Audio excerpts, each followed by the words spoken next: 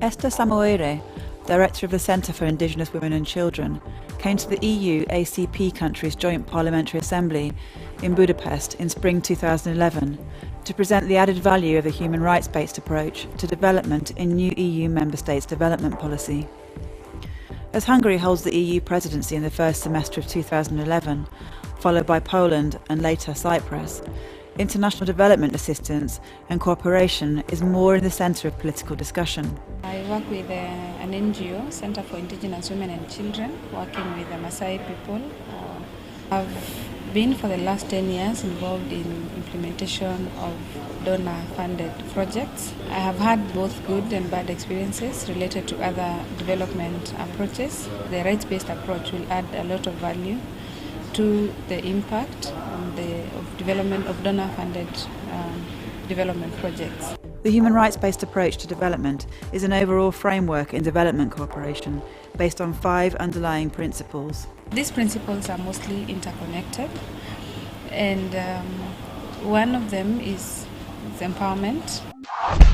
We worked with these women and girls to educate them on the sexual reproductive health issues and rights. After talking to these girls, after training and empowering these girls, they understood their sexual reproductive health and were not involved in teenage sex. And in the end, the dropout rate of girls in Kajiado and in Magadi actually reduced. The other principle is on participation. We are involved in a project targeting the fishing community in Kenya, about 100 boats, and we thought this was going to make a difference. But when we went, one community member actually woke up and said, we can only have a maximum of 5 going into the lake at any one time. They said, 95 will be a waste. Because if they're not involved at all stages, that might not really have an impact. Then we also have the principle of non-discrimination. This human rights-based approach ensures that there is no discrimination, and therefore governments and non-governmental organizations will go out of their way to reach out to these communities and will also design specific projects that will respond to the needs and the rights of minority communities. We also have accountability and transparency as a main principle of the human rights-based approach.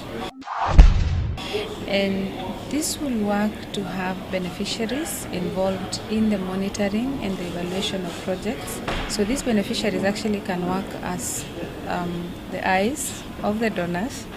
Then they'll work to ensure that there is impact and funds are used in the right way.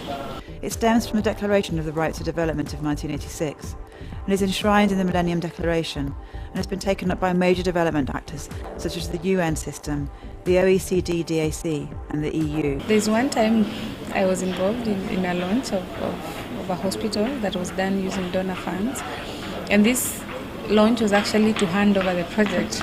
But when community members were given a chance to talk, in fact, one of them said, "Why are you handing over? We've always believed this is our project." A human rights-based approach ensures that communities and beneficiaries own development projects. Because they are part of it, they contribute towards it.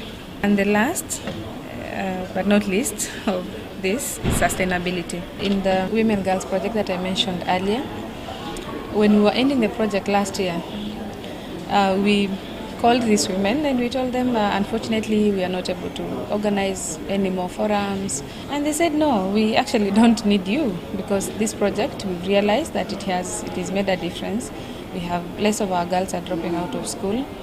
And therefore, we will organize these forums on our own. When you get beneficiaries to appreciate something, they own it. It means they value it, and they will definitely take care of it. And even after the donor has gone, this project will continue serving these people. Minority Rights Group Europe started a project to promote human rights-based approach to development. We believe that integration of human rights-based approach to new EU member states' development policies will increase their aid effectiveness and serve as a useful set of tools to respond to their challenges in their development policy formulation.